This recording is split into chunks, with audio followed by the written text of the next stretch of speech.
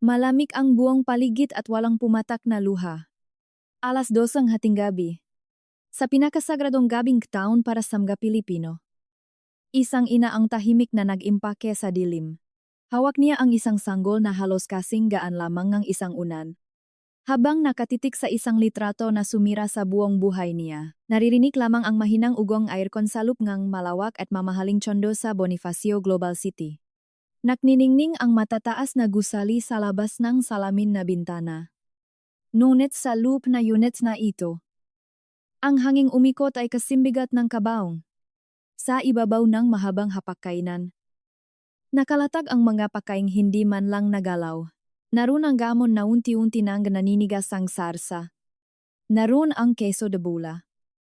Ang macaroni salad. Ang lechon belly na lumamig na sa kahihintay. Ang mapingan ay malinis. Ang nga baso ay walang laman. Nakaupo si Clara sa dulo ng sofa. Yakap-yakap si Mateo. Ang kanyang anak ay ipinanganak ng maaga. Isang premature baby na nangangailangan ng walang patit na pag-aruga. Sa kabilang kwarto, mahimbing na natutulog ang kakambal nitong si Leo. Puyat. Pagod. At ubos na si Clara. Wala si Rafael. Ang asawa niya. Ang haligingang kanilang tahang tinawag na perpektong maraming tao. Ay hindi. Umuwi para sa Noche Buena. Sa kulturang Pilipino, walang masasakit pa sa pag-abandona sa pamilya sa mismong gabing ang Pasko. Ngunit sa mga nakalipas na oras, sinubukan ni Clara na unawain ang lahat. Kumbinsin niya sa sarili na baka na-traffic lang ito sa out-of-town na meeting. Baka may emergency sa kumpanya kung saan ito nagtatrabaho bilang isang mataas na direktor. Ilang daang mensahe na ang ipinadala niya. Ilang dosenang tawag na ang ginawa niya. Ngunit laging out of coverage area. Inilapa ni Clara si Mateo sa lupngang kuna nito nang may dahan-dahan at perpektong pag-ingat. Bumalik siya sa sala at naupo sa tabingang malamig na hapagkainan. Binuksan niya ang kanyang telepono hindi upang tumawag muli, kundi dahil sa isang kakaibang kutob na unti-unting bumabalot sa kanyang dibdib. Ang kutob ngang isang asawang matagal nang may nararamdaman ngunit pilit na nagbubulak-bulagan. Binuksan niya ang isang social media app. Naghahanap ng kahit anong senyales. Kahit anong patunay na buhay ang asawa niya. Nag-scroll siya sa mga litrato nga kaibigang nagdiriwang kasama ang kanilang nga pamilya. Manakangiting mukha sa harap nga mga Christmas tree. Hanggang sa tumigil ang kanyang daliri sa isang post. Isang maliit na bilog sa itaas na screen. Mula sa isang pamilyar na pangalan. Valerie. Si Valerie ay kasamahan ni Rafael sa kumpanya. Isang babaeng kilala sa pagiging ambisyosa. Laking nakasunot sa mga uso. At mahiling magpakita ng kanyang karangyaan. Pinindot ni Clara ang IG story nito. Isang maikling video ang na-play sa screen. Ang lokasyon ay nakatag sa isang napakamahal na luxury resort sa Tagaytay. Makikita sa video ang dalawang baso ngang mamahaling wine. Nagkikiskisan sa gitna ngang malamig na simoy ngang hangin. Walang muhangang tao na ipinakita. Tanging ang mga kamay lamang na may hawak sa mga baso. Ngunit hindi kailangan ni Clara ng muha. Sa perpektong ilaw ng resort, dumaan ang kamera sa pulsong lalaking may hawak ang kabilang baso. Isang napakakilalang relo. Isang limited edition na relong siya mismo ang bumili at nagregalo kay Rafael nung nakarang anibersaryo nila. Tinitigan ni Clara ang screen habang paulit-ulit na nagplay ang maikling video. Ang musika sa background ng video ay masaya. Punong pahiwating, kalasingan at kalayaan. Sa bawat pagikot ng video, tila may isang malamig na kamay na pilit pinipiga ang puso ni Clara. Ngunit ang nakapagtataka, walang luhang tumulo mula sa kanyang mamata. Walang hagulgol na umalingaw-ngaw sa lupngang tahimik na tsondo. Hindi niya ibinato ang kanyang telepono sa pader. Hindi siya napasigaw sa galit. Sa halip, may isang bahagi ng kanyang kaluluwa ang malinis na naputol. Para itong isang basong nabasag, ngunit hindi nakalat. Nanatiling buwa ang hugis ngunit alam mong hindi na kailanman magagamit. Ang sakit ay naging manhid. Naging yelo. Nakatitik siya sa kawalan. Kinikilala ang katotohanan na ang lalaking pinakasalan niya ay patay na sa kanyang paningin. Ang Rafael na kilala niya ay iniwan silang kanyang nga sanggol sa pinakamahalagang gabi ng taon. Upang uminom ng alakasama ang ibang babae. Tumadyo si Clara. Ang kanyang magagalaw ay kalmado. Halos mukhang isang makinang sumusunod sa isang tiyak na programa. Naglakad siya patungo sa master bedroom. Binuksan niya ang malaking aparador at kumuhang 2 malalaking maleta. Hindi niya inilagay ang lahat ng kanyang gamit. Kumuha lamang siya ng sapat na damit para sa kanya. At ang lahat ng mahahalagang gamit para kina Mateo at Leo. Mga boteng gatas. Mga diaper. Mamalilit na kumot. At ang breast pump na naging kakampi niya sa mga gabing walang tulog. Maingat niyang tiniklop ang mga ito. Walang anumang bakas ng pagmamadali. Pagkatapos ay kinuha niya ang kanyang laptop. Binuksan niya ang online banking application sa kanyang browser. Tiningnan niya ang kanilang joint account. Ang pondo na pinagsikapan nilang ipunin para sa kinabukasan ng mga bata. Mayroong milyon-milyong piso na nakalagay ron. Sa isang walang emosyong pag-click. Inilipat ni Clara ang lahat ng pondo patungo sa isang hiwalay at pribadong account na nakapangalan lamang sa kanya. Inubos ni Jaito. Hindi siya nag-iwan kahit isang sentimo. Wala siyang pakialam kung ano ang mararamdaman ni Rafael. Dahil para sa kanya. Ang perang iyon ay para sa proteksyon kanyang nga anak mula sa isang irresponsableng ama. Bumalik siya sa sala. Kumuha siya ng isang maliit na piraso ng papel at isang itim na panulat. Tumitik siya sa puting papel sa loob ng ilang segundo. Naghahanap ng tamang mga salita. Ngunit alam niyang hindi na kailangan ng mahabang nobela para iparamdam ang kanyang put. Isinulat niya ang ngalinyang ito. Pinili mong magpalipas ng Pasko nang wala kami. Pinipili kong huwag ka, nang hintayin pa kailanman. Ibinaba niya ang panulat. Hinubat niya ang kumikinang na singsing sa kanyang daliri. Ang singsing na naging simbolong isang pangakong nawi sa wala. Ipinatong niya ang singsing sa ibabaw ng papel. Tamang-tama sa gitna ng hapagkainan kung saan unti-unting nabubulok ang handa para sa Noche Buena. Binuhat niya ang 2 car seat kung saan nakahimbing ang kanyang 2 anak. Isinabit niya ang manggabag sa kanyang balikat.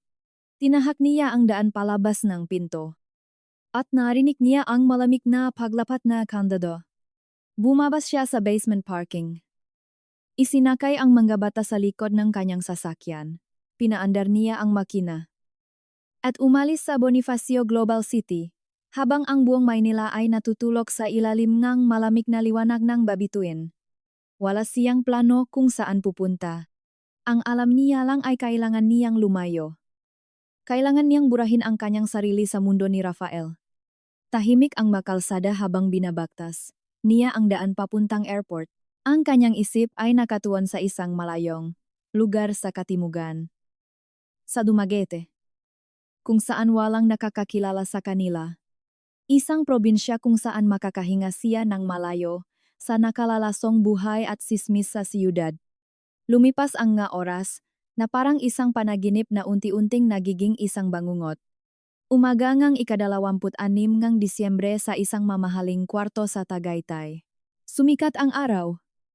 Tumatagos ang mainit na liwanag sa makapal at puting kurtinang resort.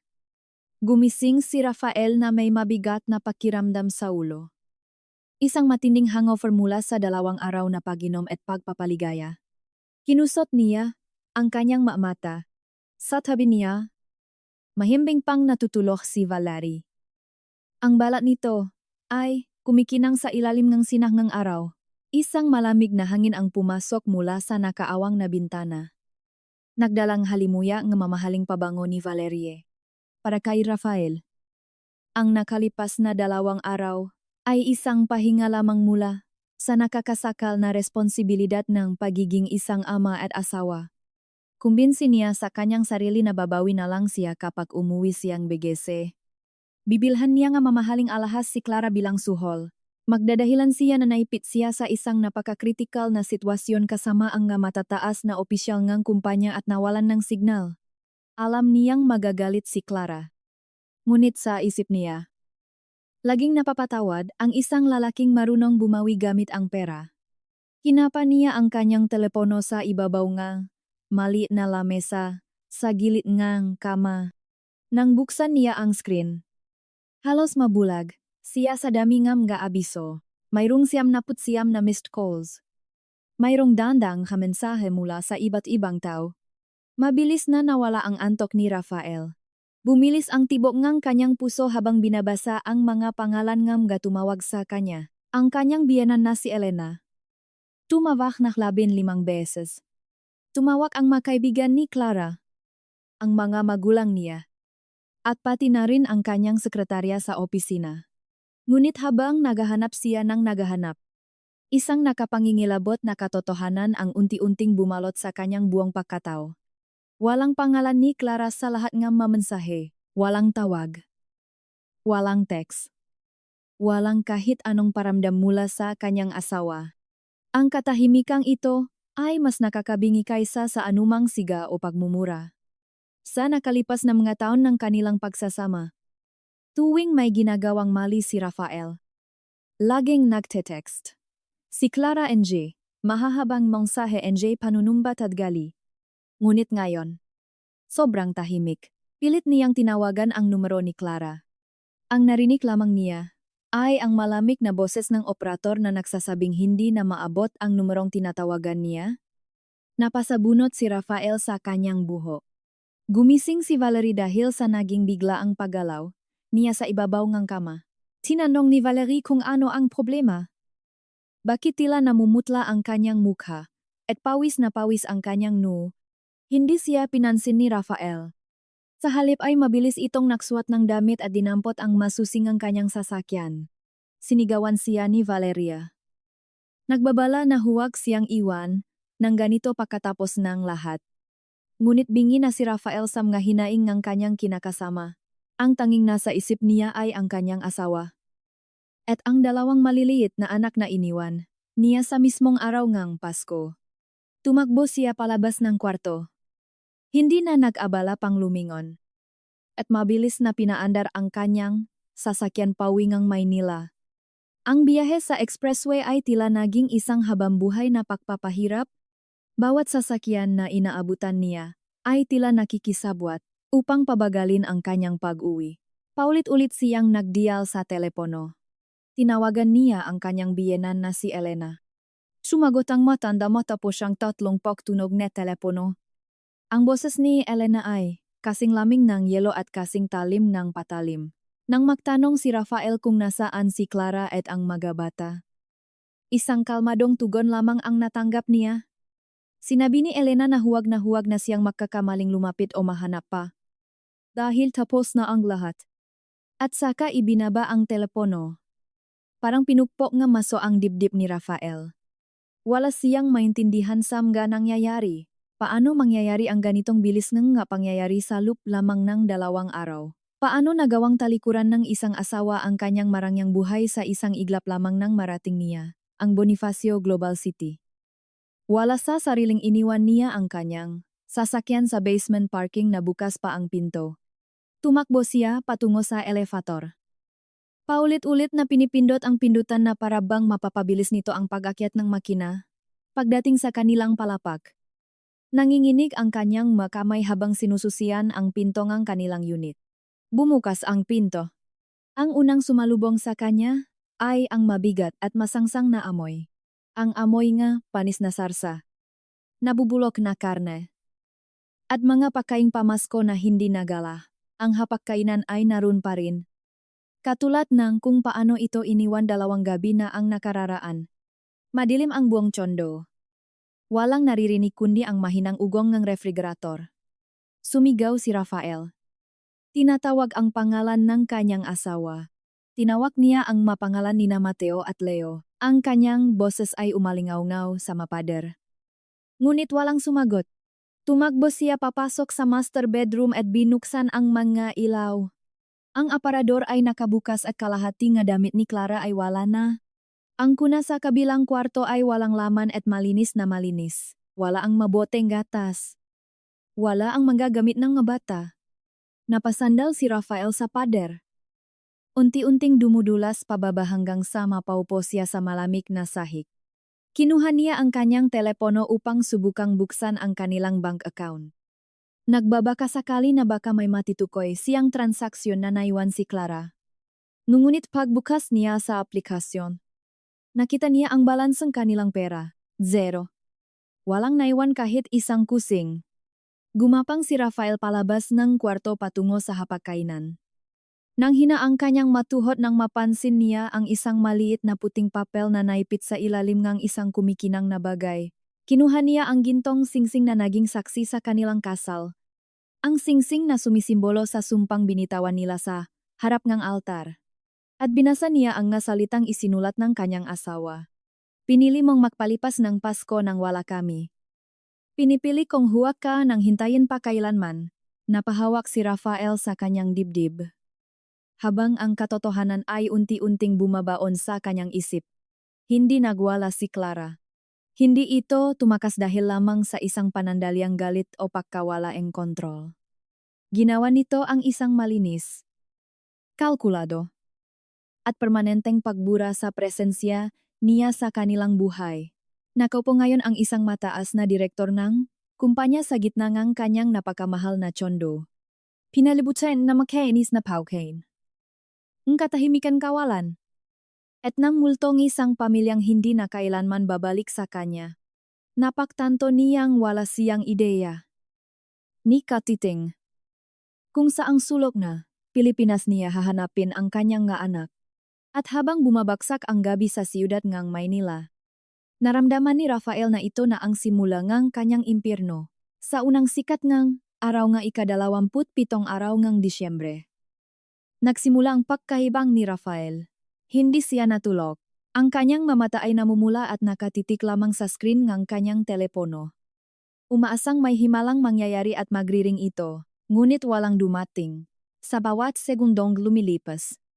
Unti-unting kinakain ng kaba at takot ang natitirang kayabangan sa kanyang sistema. Bumangon siya at nagmamadaling nagsuot nga, anumang damit na nakuhang kanyang nanginginig na makamay. Sumakay siya sa kanyang sasakyan at walang pakialam na pinatakbo ito ng napakabilis papunta sa pinakamalaking ospital sa Makati. Dito nakarehistro ang mana, pediatrician NG kanyang kambal na sina Mateo at Leo. Pagdating niya sa counter, halos magmakawa siya sa mga nurse na nakaduto. Tinanong niya kung may record ba na dinala doon ang nga anak niya nung gabing ang Pasko. Tiningnan siya ng head nurse nang may halong awa at pagdududa. Pasensya na po sir. Pero mahigpit ang bilin ni Mrs. na huwag magbigay ngang anumang impormasyon tungkol sa mga bata kahit kanino. Lalo na sa inyo. Parang sinaksak ng yelo ang dibdib ni Rafael nang marinig niya ang mahuling salitang iyon. Lalo na sa inyo. Ganun na siya kabilis naging isang estranghero at isang banta sa buhay ng sarili niyang pamilya. Umalis siyang ospital na tila isang lantang gulay. Walang direksyon at walang pag-asa. Nang makabalik siya sa malamig at malaking kondo sa Bonifacio Global City. May naalala siya, ang tracking app sa kanyang laptop. Mabilis siyang umupo sa sahig at binuksan ang laptop. Nanginginig ang mga daliri habang tinatype ang password. Nag-load ang pahina. Napakabagal. O baka, pakiramdam niya lang iyon dahil sa sobrang kaba, lumitaw ang isang maliit na kulay abong tuldok sa mapaeng Pilipinas. Nakasaad dito na huling nakaroon ng signal ang telepono ni Clara 14 na oras na ang nakalipas. Tinitigan ni Rafael ang lokasyon. Pilit na inuunawa kung ano ang ibig sabihin nito. Ang tuldok ay nasa isang probinsya sa katimugan. Malayo sa ingay at gulo ngang Maynila. Dumaguete. Bago pa man niya maproseso kung bakit dinala ni Clara ang bata sa kabilang ibayo ng dagat. Nagbago ang status ng telepono, permanente ng offline. Pinutol na ni Clara ang huling digital na hibla na nagduduktong sa kanilang dalawa. Sa sobrang desperasyon, tinawagan ni Rafael ang kanyang sariling mga magulang. Ang kanyang ama ay isang retiradong hukom. Isang lalaking may mataas na paninindigan at walang puwang para sa kahinaan ng karakter. Ilang beses nagring ang telepono bago ito sinagot. Nang marinig ni Rafael ang boses ng kanyang ama. Humagulgol siya na parang isang bata. Inamin niya ang lahat ng kanyang ginawa. Ang relasyon nila ni Valerie. ang pagpunta sa Tagaytay sa gabi NG Nochebuena, at ang pakawala ni Clara kasama ang kambal. Inasahan niyang makakarinig siyang pag-alo o kahit kaunting awa mula sa kanyang kadugo. Ngunit isang mahaba at nakakabinging katahimikan lamang ang sumalubong sa kanya. Nang magsalita ang kanyang ama, ang boses nito ay mas malamig pa sa simoy ng hangin sa Tagaytay. Ginusto mo iyang Rafael. Pinili mong maging halimaw sa sarili mong pamilya nung gabi na dapat ay ikaw ang haligi ng inyong tahanan. Malaki ka na. Harapin mo ang dumi na ginawa mo at huwag mo kaming idamay sa kahihiyan na ito. Bumaksak ang linya. Tuluyan nang naiwan si Rafael sa dilim. Iniwan ng asawa. Iniwan ng anak. At ngayon, itinakwil ng sariling pamilya. Lumipas ang ilang araw, at natapos ang bakasyon para sa bagong taon. Bumalik si Rafael sa kanyang mataas na posisyon bilang direktor ng kumpanya. Pilit na itinatago ang pagkawasak ng kanyang pagkatao sa ilalim ng mamahaling suwet. Akala niya ay maari siyang magtago sa trabaho, na ang kanyang titulo ang magliligtas sa kanya. Ngunit sa kultura ng korporasyon sa Pilipinas, ang sismis ay mas mabilis at mas nakamamatay kaysa sa anumang sakit. Hindi nakatsiyis si Valerie sa isang pagkakataon sa loob na pantry, kung saan akala niya ay walang nakikinig. Bumitaw siya nga isang padalos-dalos na komento sa isang kaibigan. Sinabi niyang sana ay naging mas maingat sila ni Rafael, na sana ay hindi niya pinilit ang binata na iwan ang pamilya nito sa mismong araw ngang Pasko. May nakarinig na isang intern. Ikinuwentong intern sa sekretarya. At ang sekretarya ay pinasa ito sa mga manager. Sa loob lamang ng 48 oras. Ang lihim na relasyon ng dalawang direktor ay naging usap-usapan sa buong palapag. Pati ang detalye na iniwan ni Rafael ang kanyang napaagang ipinangana na kambal noong Noche Buena ay naging pampalasa sa mapait na kape ng kanyang nga katrabaho. Nang sumunod na linggo, nakatanggap si Rafael ng isang formal na email. Ipinapatawag siya sa opisina ni Don Arturo, ang pinakamataas na pinunong kanilang kumpanya. Si Don Arturo ay isang lalaking makaluma ang paniniwala, kung saan ang reputasyon at moralidad ng kanyang pinuno ay salamin ang mismong kumpanya. Papasok ni Rafael sa malawa na opisina. Ramdam niya ang bigat nega hangin. Walang ngiti na sumalubong sa kanya. Walang upuan na inalok upang siya ay makapagpahinga. Tinitigan siya ni Don Arturo, mula ulo hanggang paa. Puno ngang pandidiri at pagkadismaya. You brought shame to this firm, Rafael. Ang sabi ni Don Arturo. Ang boses ay mababangunit may dalang puwersa na parang kulok. We have a moral turpitude clause in your contract. At ang pagiging sentro ngang isang iskandalong sumisira sa pamilya. Lalo na sa panahon ng Pasko. Ay, isang bagay na hindi ko palalampasin. Sinubukan ni Rafael na magpaliwanag. Na pahiwalayin ang kanyang personal na buhay sa kanyang trabaho.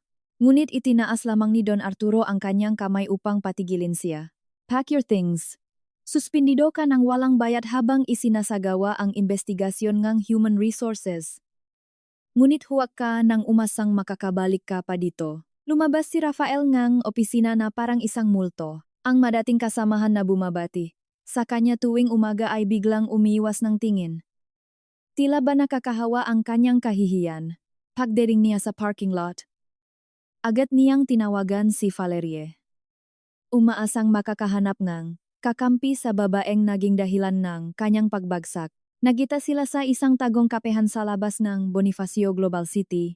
Pagdating ni Valerie, wala na ang kanyang perpektong pampaganda at mamahaling mangiti. Mukha siyang pagod, stressed, at punong-punong galit. Bago pa man makapagsalita si Rafael at humingi ng yakap, tinaas na ni Valerie ang kanyang palat. Huwag mo na akong lalapitan, Rafael. Sinisira mo ang buhay ko. Ang sabi niya. Ang nga mata ay puno ng panunumbat. Inilipat na ako sa ibang departamento dahil sa tsismis na ito. At lahat ng tao ay tinitingnan ako na parang isang mangagaw at makasalanan. Sinubukan siyang hawakan ni Rafael. Nagmamakaawa na huwag siyang iwan dahil ito na lamang ang natitira sa kanya. Ngunit marahas na iniwas ni Valerie ang kanyang kamay. Isang pagkakamali ang gabi sa Tagaytay.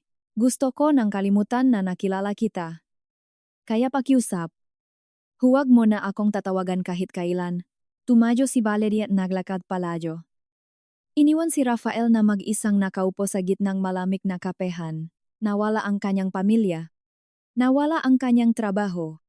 At ngayon, nawala rin ang babaeng ipinalit niya sa kanyang asawa. Bumalik siya sa kanyang tsondo. Umaasang baka sakaling panaginip lamang ang lahat ng ito. Ngunit isang linggo makalipas. Nakarinig siya, malakas, nakatok sa pinto. Pagbukas niya, nakita niya si Bianca. Ang matalik at palawan na, kaibigan ni Clara. May dala itong 3 malalaking kahon. Hindi itong gumit. At lalong hindi ito bumati. Dire-diretso itong pumasok sa loop at nakasimulang ilakay sa makakahon ang natitirang damit at personal na gamit ni Clara. Sinundan siya ni Rafael. Nakmamakaawa. Halos lumuhod sa sahig habang pilit na kinukuha ang atensyon ni Bianca. Bianca, parang awa mo na. Sabihin mo sa akin kung nasaan sila, kahit silipin ko lang ang mga bata. Kahit hindi ko nakausapin si Clara. Gusto ko lang malaman kung ligtas sila. Huminto si Bianca sa pagtutupi ang isang damit at hinarap si Rafael ng may nanlilisik na mga mata. Wala kang karapatang magtanong kung nasaan sila. Ang boses ni Bianca ay puno energelit, na matagal na niyang kinikimkim. Nang iwan mo silang mag-isa noong Pasko.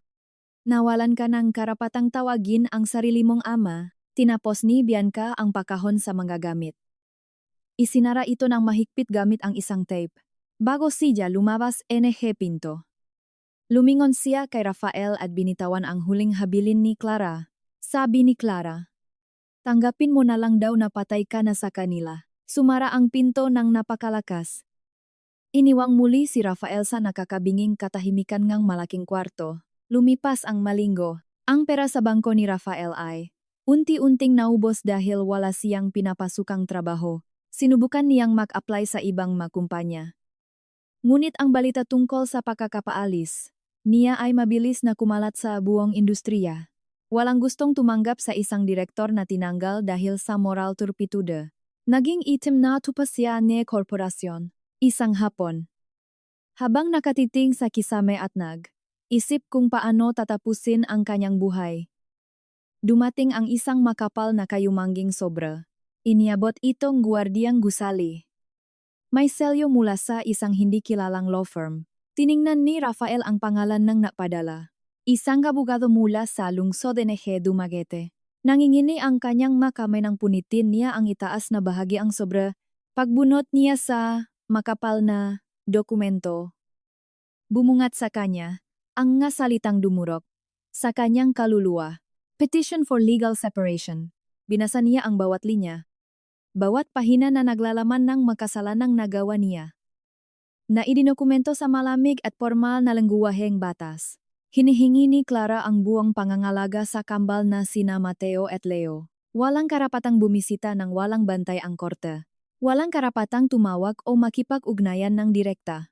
Ngunit ang pinakamasakit na bahagi ay ang usapin ngang suportang pinansyal. Nakasaad na hinihingi ni Clara ang halagang 30,000 piso bawat buwan para sa bawat bata. Kabuuan na 60,000 piso bawat buwan para lamang sa gatas. Pambayad sa kuryente. At edukasyon ng kambal sa hinaharap, ngunit para sa kanyang sarili. Malinaw ang nakasulat, walang hinihinging alimony si Clara para sa asawa. Piso man ay wala siyang inaasahan mula kay Rafael. Ang mensahe ay napakalinaw at masakit. Gusto lamang ni Clara ng pera para mabuhay ang mga bata. Ngunit hindi na niya kailangan si Rafael sa kahit anong aspetong kanyang buhay. Gusto niyang burahin si Rafael sa kasaysayan nila, sa kabilang dagat.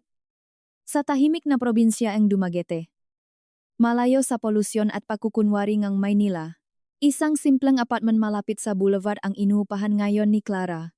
Nakalanghap siya ang sariwang hangin mula sa karagatan tuwing umaga, habang inaalagaan ang kanyang nga anak. Nakatagpo siyang isang remote na trabaho bilang accountant. Na nagpapahintulot sa kanya na manatili sa bahay at hindi na mawalay pa sa kambal. Wala nang takot. Wala nang paghihintay kung uwi ba ang kanyang asawa. Wala nang makasinungalingan, payapa ang kanyang puso. Samantala sa Maynila, ang buhay ni Rafael ay bumaksak ng napakabilis. Makalipas ang isa pang buwan ng hindi pagbabayad ng upa. Pinalayas, siya NH Administrasyon NH Condo, sa Bonifacio Global City. Ang kanyang mamahaling sasakyan ay binawingang bangko dahil hindi na niya nahulugan ang buwan ng bayad. Kinalatkad niya ang kanyang 2 maleta, papunta sa isang murang paupahan sa Sampaloc. Isang maliit at madilim na espasyo na may sukat lamang na 30 metro kwadrado. Manipis ang makadingding. Kaya rinig niya ang pag-iyang batas sa kabilang kwarto at ang pag-awengang mag-asawa sa ibaba. Mainit ang loop. Amoy usok, engge tambutso, at piniritong kista na nagmumula sa kalsada. Nakahiga si Rafael sa isang manipis at murang kutson. Pawis na pawis at pilit na kinakalimutan ang buhay na minsan niyang tinamasa. Binuksan niya ang aplikasyon ng kanyang bangko sa kanyang telepono. Zero ang balanse. Negatibo pa nga dahil sa mga utang sa credit card na hindi niya mabayaran. Tinitigan niya ang bintana ng kanyang maliit na kwarto. Naisip niyang sumuko na lamang ng tuluyan. Bakit pa siya lalaban kung wala na rin namang natira sa kanya? Gusto na niyang isara ang kanyang mamata at huwag nang gumising pa. Ngunit biglang tumunok ang kanyang telepono. Isang hindi kilalang numero. Sinagot niya, ito nang walang gana. Isang babae mula sa human resources ng isang maliit na kumpanyang nagtitinda ng murang gamit sa opisina ang nasa kabilang linya. Mr. Rafael, nabasa namin ang inyong resume.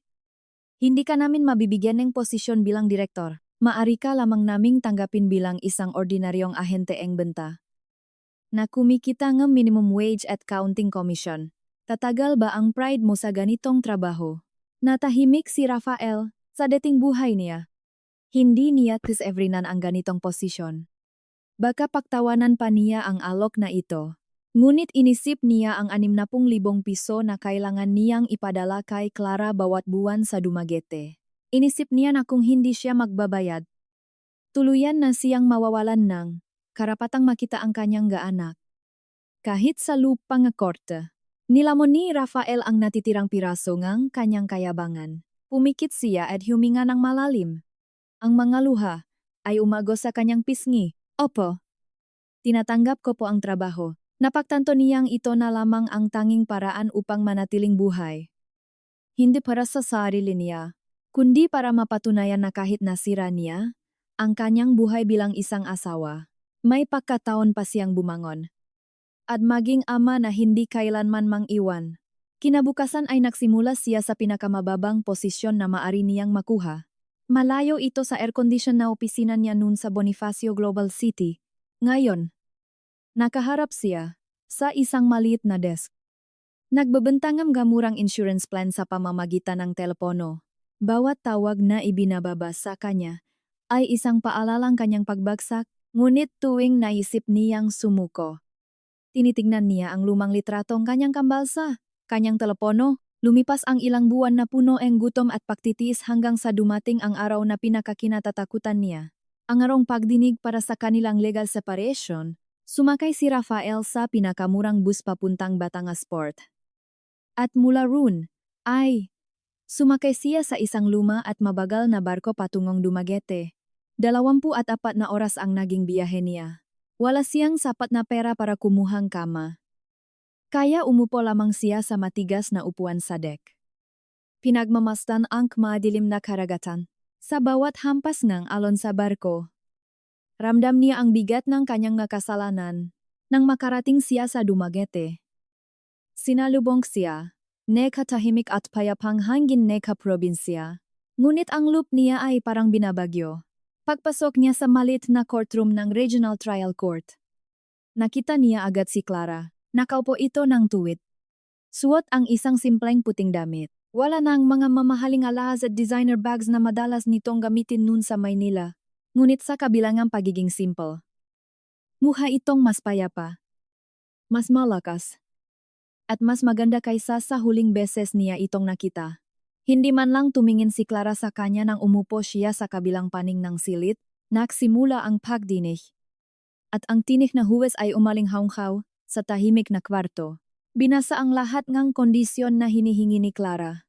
Buong kustodiya ng mga bata. At 60,000 piso bawat buwan para sa suporta nina Mateo at Leo. Walang hininging pera si Clara para sa kanyang sarili. Ang gusto lamang nito ay ang kasiguruhan na mabubuhay ng maayos ang mga bata at ang tuluyang pagputol ang kanilang ugnayan bilang mag-asawa. Tumingin ang abogado ni Rafael sa kanya. Naghihintayang pagtutol. Sapakat ang 60,000 piso ay halos imposibleng kitain ng isang call center agent na uumpisa pa lamang, ngunit yumuko lamang si Rafael at dahan-dahang tumango. Tinatanggap ko po ang lahat ng kondisyon. Mahinang sahot ni Rafael sa huwas. Wala siyang ipinaglaban. Wala siyang tinawaran. Alam niyang ito ang kabayaran sa pagwasak niya sa kanilang pamilya noong gabing Noche Buena. Nakbabanak desisyon ang huwas. At binigyan siya ang karapatan na bisitahin ang mga bata 2 beses sa isang buwan. Ngunit ang mga pagbisitang, ito ay dapat gawin sa loob ng opisina ng Department of Social Welfare and Development. Sa ilalim ng mahigpit na pagbabantay ng isang social worker, nang matapos ang pagdinig. Lumabas si Clara ng walang lingon-lingon. Naiwan si Rafael na nakaupo sa kahoy na upuan. Dinarama ang katotohanan na opisyal na siyang isang estranghero sa buhay ng kanyang asawa. Mula sa araw na iyon, nagsimula ang kalbaryong kanyang pagbabayad sala. Bumalik siya sa kanyang mainit at maliit na kwarto sa Sampaloc. Ginawa niya ang lahat para makaipon ng 60,000 piso bawat buwan. Nagtrabaho siyang 16 na oras bawat araw. Kumukuha nga ang lahat ng overtime na pwede niyang pasukan. Ibinebenta niya ang kanyang nga natitirang sapatos. Ang kanyang malumang relo na hindi nabili nun. At kahit ang kanyang sariling dugo, sa Red Cross kapalit ng kaunting halaga, kumakain lamang siya ngang isang latang sardinas at kanin sa buong araw, kahit puto at balat na siya. Hindi siya kailanman pumalya sa pagpapadala ngang pera tuwing katapusan ngang buwan, at tuwing ikalawang linggo ngang buwan. Sumasakay siya sa pinakamurang bus at barko papuntang Dumaguete. Ang unang pakikita nila nina Mateo at Leo sa loob ng opisina ng social services ay nakadudurog ng puso. Ang mga bata ay halos 2 taong gulang na nun. Nang pumasok si Rafael, nautego ang Campbell sa likod na pelda na social worker. Hindi nila kilala ang lalaking payat, puyat, at lumuluha sa kanilang harapan. Sinubukan ni Rafael na iabot ang murang laruang binili niya sa Maynila. Ngunit umiyak lamang si Leo. Tinatawag ang kanyang mama. Nakadamang ng matinding hiya at sakit si Rafael. Dito niya lubos na naunawaan na ang pagiging ama ay hindi nakukuha sa dugo lamang. Ito ay binubuong oras, presensya, at pagmamahal. Mga bagay na ipinagkait niya nung siya ay nabulag sa kanyang sariling kayabangan. Ngunit hindi siya sumuko. 2 beses sa isang buwan. Buwan-buwan. Taon. Bumibiyahe siya nga 24 na oras pababa nga Dumaguete. Unti-unti. Nasanay ang mga bata sa kanyang presensya. Natuto silang tanggapin ang kanyang ngayakap. At nagsimula na rin silang tawagin siyang papa. Bawat ngiti nina Mateo at Leo ay nagbibigay sa kanya ngang lakas para bumalik sa Maynila at magpakahirap muli sa trabaho. Makalipas ang 1 buong taon ng walang palyang pagbisita at perpektong record sa pagbabayad ng child support. Nakipag-usap si Clara sa huwas upang alisin na ang mahigpit na pagbabantay na social worker. Pumayag si Clara na ilabas ni Rafael ang mga bata ng sila lamang. Isang hapon, dinala ni Rafael ang kambal sa sikat na Rizal Boulevard sa Dumaguete. Malamig ang simoy ang hangin mula sa dagat. At ang kalangitan ay nagkukulay kahel. Bumili siya enge tempura sa tabi enge kalsada at nilibre niya enge sorbetes ang mga bata. Puno ng tawanan ang kanilang paglalakad. At sa unang pagkakataon, naramdaman ni Rafael na isa siyang tunay na ama. Ngunit sa gitna ng kanilang pagkain, biglang tumigil si Mateo. Tumingala ang bata sa kanya. Ang inosenteng mata nito ay puno ng kuryosidad. Papa, bakit hindi ka nakatira sa bahay natin? Tanong ni Mateo. Bakit kailangan mo pang umalis palagi? Dagdag ni Leo, napatihil si Rafael. Parang may sumaksak sa kanyang lalamunan. At biglang naging mabigat ang pahinga niya. Gusto sana niyang gumawang rason. Sabihing dahil sa trabaho. O dahil malayo ang Maynila. Ngunit ipinangako niya sa kanyang sarili na hindi na siya muling magsisinungaling kailanman. Lumuhod si Rafael sa sementadong daan para maging kapantay ang kanyang maanak. Hinawakan niya ang maliliit na kamay ngang kambal, kasimga anak. Gumawa si Papangan napakalaking pagkakamali nun. Nanginginig ang boses na sagot niya. Nasaktan ko si Mama. At nasaktan ko kayo. Kahit hindi, niyo pa naiintindihan iyon ngayon. Kaya ngayon, ginagawa ni Papa ang lahat para itama ang mga pagkakamali ko. Kahit hindi tayo makasama sa isang bahay. Asahan niyo na hindi ko na kayo iwan ulit. Niyakap niya ang dalawang bata. Pilit tinatago ang mga luhang. Bumabagsak sa kanyang mga mata. Nang magtakip silim na. Ibinalik ni Rafael ang mga bata sa itinakdang lugar kung saan sila makikita ni Clara. Sa isang maliit na plaza. Malapit sa universidad, habang naglalakad sila palapit. Natigilan si Rafael sa kanyang nakita. Nakaupo si Clara sa isang sementadong upuan sa ilalim ng puno nga acacia. Ngunit hindi siya nag-iisa, may kasama siyang isang lalaki. Nakasuot ng simpleng polo shirt at nakasalamin. Nagkukuwentuhan sila. At sa unang pagkakataon mula noong gabing iyon sa Bonifacio Global City, nakita ni Rafael si Clara na tumatawa. Isang tunay at malalim na tawa na matagal na niyang hindi narinig.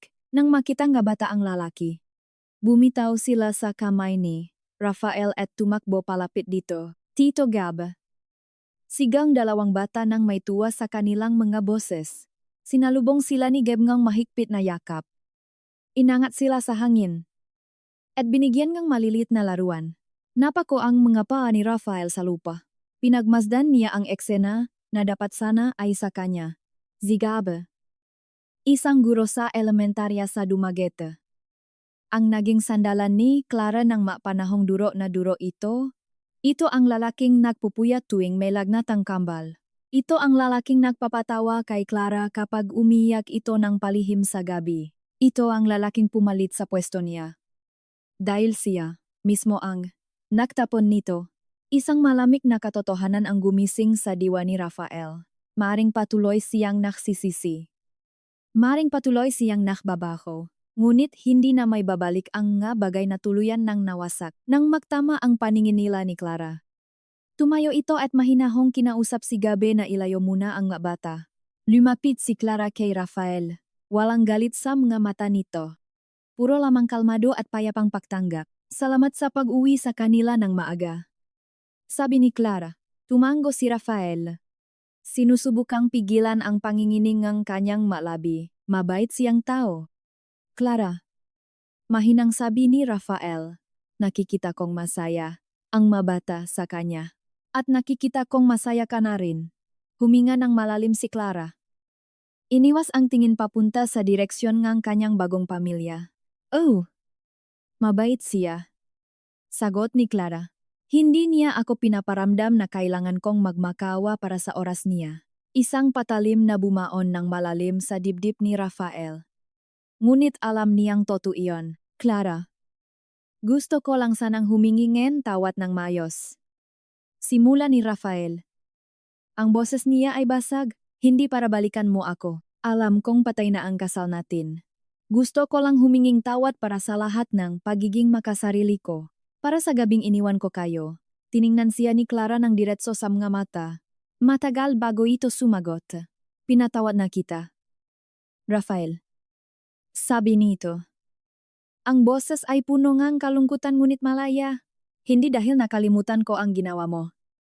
Kundi dahil kailangan kong palayain ang sarili ko para maging mabuting ina. Pero gusto kong magpasalamat sa iyo. Dagdag nito. Nagulat si Rafael sa narinig. Salamat dahil hindi ka sumuko sa mga bata. Patuloy ni Clara.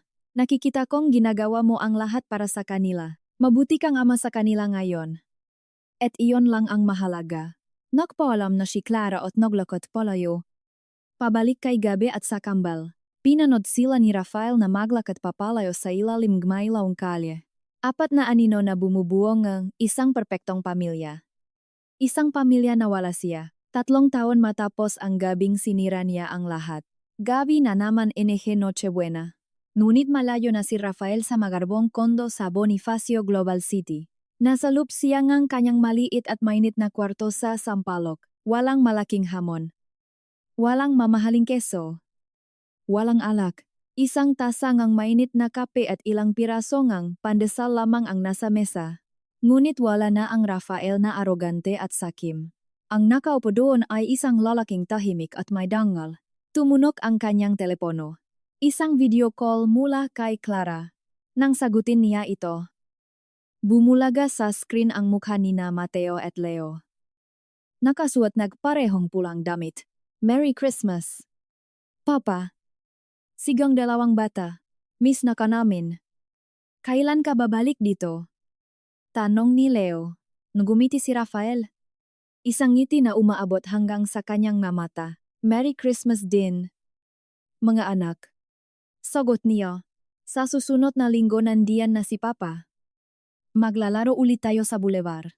Nakita niya sa background, si Clara na nagayos ng mesa. Binigyan siya nitong isang tipid ngunit tapat ng ngiti bago nakpaalam. Nang mamatay ang tawag, lumapit si Rafael sa maliit niyang bintana at tumingin sa labas. Tanaw niya ang maliwanag na kalangitan ng Maynila. Punong ang paputok at ingay ang Kapaskuhan. Naramdaman niya ang isang malalim at payapang lungkot sa kanyang puso. Hindi niya na mababago ang nakaraan. Habang buhay, niyang dadalhin ang peklat ng kanyang nga kasalanan. Ngunit nalaman niyang may buhay pa rin pagkatapos ng pagkawasak. Isang buhay na puno ng sakripisyo at responsibilidad. At habang nakatingin siya sa mga bituin, napagtanto niya na nahanap na niya ang kanyang kapayapaan. Ang mabuhay araw-araw na pinagsisilbihan ang mataong minsang tinalikuran niya. At sa wakas, maging tunay na ama na nararapat para sa kanila.